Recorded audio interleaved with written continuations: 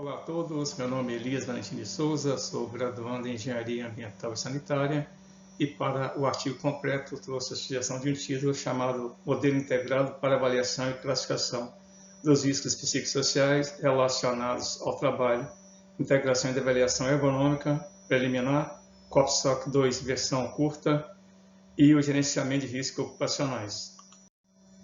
Foi baseado em uma pesquisa aplicada de abordagem qualitativa de natureza descritiva e exploratória, fundamentada em pesquisa bibliográfica e documental. O objetivo consistiu em desenvolver uma metodologia integrada para identificar, avaliar, classificar os fatores de riscos psicossociais relacionados ao trabalho, compatível com os requisitos da norma regulamentadora NR1 e da norma regulamentadora NR17, utilizando a metodologia fundamentada na ABNT ISO 45001 2024 e a ABNT ISO 45003 2021, destinada a subsidiar o gerenciamento de riscos ocupacionais e o programa de gerenciamento de risco, que é o PGR. Para tanto, utilizou-se documentos técnicos, estudos produzidos pela OIT e pela OMS, assim como aqueles questionários validados em Copenhague, ou seja, questionário para avaliação psicossocial, versão curta 2. A metodologia proposta foi estruturada para estabelecer uma interface operacional entre a avaliação ergonômica preliminar, prevista na NR 17, e o processo de classificação dos fatores de risco psicossociais exigido no gerenciamento de risco ocupacional. Nesse sentido, foi desenvolvido um fluxo metodológico composto por 5 etapas sequenciais.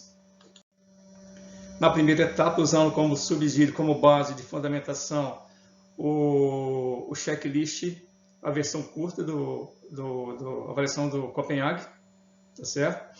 E que estruturou o checklist que foi composto com 70 questões. Aqui está simplesmente uma amostragem básica, para que a gente tenha uma referência, mas a versão completa vai ser encontrada no artigo que foi apresentado, submetido.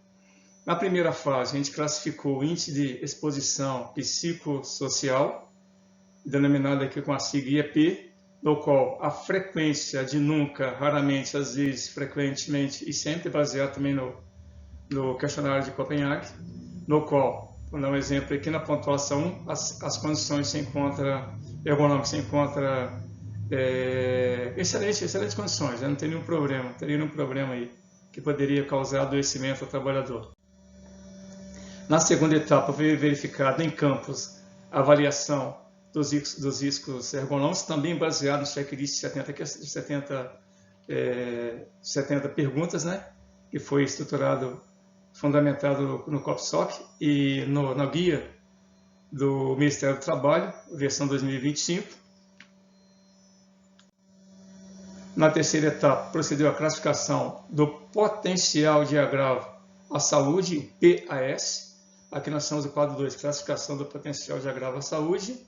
PAS, dá um exemplo aqui, é uma classe, ou seja, muito alta, baixa, moderada, alta e muito baixa, e muito alto, com pontuação de 1 para o risco insignificante, para o grau insignificante, até o risco 5, que é a base para a estruturação da metodologia. Na quarta etapa, foi efetuada a determinação dos riscos psicossocial integrado, uma integração de todas as etapas, denominado como RPI. O agravo à saúde, ou seja, mediante a combinação entre o índice de exposição psicossocial, IEP, e o potencial de agravo à saúde, PAS, conforme a seguinte relação. RPI é igual a IEP vezes PAS, em que RPI, risco psicossocial integrado, IEP, índice derivado da escala ordinal da frequência das respostas após a padronização da direção dos índices variando de 1, nunca, 5, sempre. E o PAS, potencial de agravo à saúde, variando de 1 muito baixo e 5 muito alto.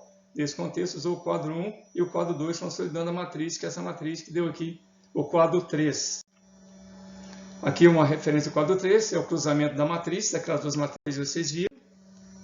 Na quinta etapa, usou o quadro 4 para classificar o nível, sendo que pontuação correspondente igual ou superior a 9 na matriz proposta, foram considerados significativos, demandando a implementação obrigatória de medidas preventivas e corretivas, observando a hierarquia da prevenção estabelecida na legislação de segurança e saúde do trabalho.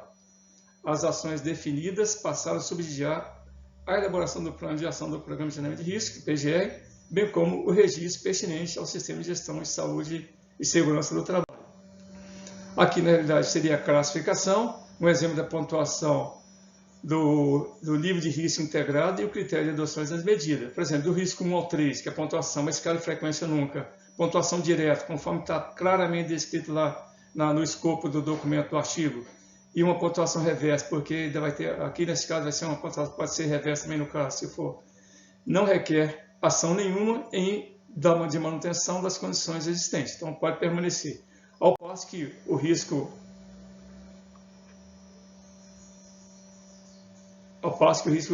grau 5 é necessário uma ação, uma intervenção imediata. Para validar a aplicação dessa metodologia, a confidencialidade operacional da validação da proposta, foram aplicados 10 formulários do checklist do quadro 5, composto de 70 questões, destinada à identificação e avaliação da exposição dos fatores de risco psicossociais e ergonômicos, junto aos trabalhadores ocupando o cargo de agente de elemento da organização estudada. A participação ocorreu de maneira voluntária, com o propósito de preservar a confidencialidade e reduzir a possibilidade de identificação do indivíduo, porque os riscos psicossociais têm situações que vai ter conflito entre gerência e o próprio trabalhador. E o registro nominal foi mantido basicamente o cargo, o posto de trabalho, a faixa etária e o sexo participantes, para facilitar aí uma estatística a posterior. Após a aplicação dos formulários, todos os dados foram tratados e a matriz foi cruzada, lembrando-se que para a matriz, para os riscos ergonômicos, pode-se utilizar o quadro 3 direto, que você disse, quadro aqui. Verifiquei, analisei o potencial de agravo à saúde e o índice de exposição à frequência, vou fazer a multiplicação. Exemplo, sempre, quer dizer, muito alto, né? E uma frequência muito alta também, então vai dar 25, é um critério intolerável. Essa aqui foi a matriz consolidada da amostragem que foi feita de campo, trazendo aqui o item do checklist, o agente, o fator de risco, quais são as fontes ou circunstâncias causadoras, os possíveis agravos, o método de pontuação, direto ou inverso, está definida claramente lá no escopo do documento, o índice de exposição, que vai ser nunca até chegar sempre, e aqui vem a metodologia, que ela é qualitativa, utilizando o checklist, e qual foram as medidas de controle existentes, o que deve ser feito para melhorar ou para reduzir qualquer possibilidade ou probabilidade de ocorrência de adoecimento do corpo de funcionários, ou seja, do número de trabalhadores expostos.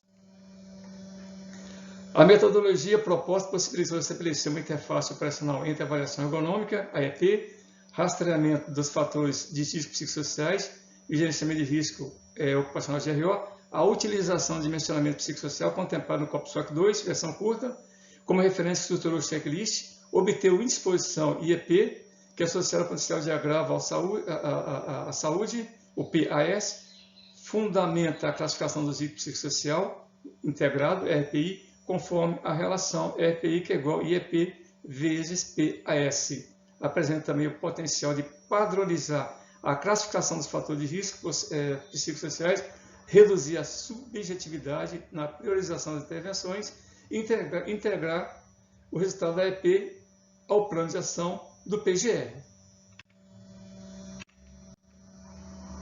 Agradeço ao Centro Universitário Unifateste, aos coordenadores pela abordagem nas lives, à empresa, aos colegas de trabalho que participaram voluntariamente da aplicação do checklist integrado, que viabilizou a verificação da eficácia da metodologia proposta na pesquisa, bem como a todos envolvidos na organização e no sucesso da 4ª Confatece. Assim, eu deixo o meu muito obrigado a todos e até um próximo.